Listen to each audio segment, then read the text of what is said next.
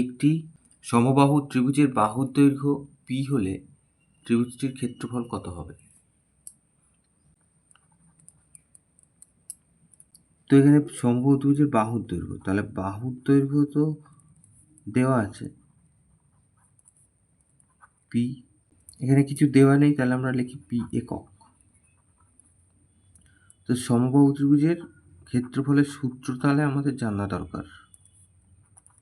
সমবাহু ত্রিভুজের ক্ষেত্রফল বার করার একটা সূত্র রয়েছে,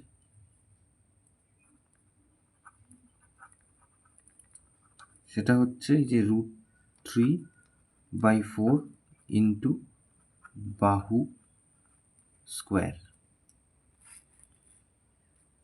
তাহলে বাহু তো পি, তাহলে √3/4 ইন্টু বাহু হচ্ছে পি, তাহলে পি,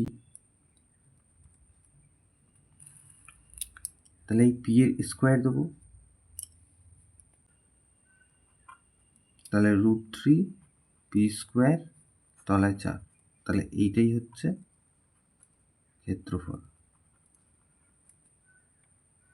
এটা উত্তর।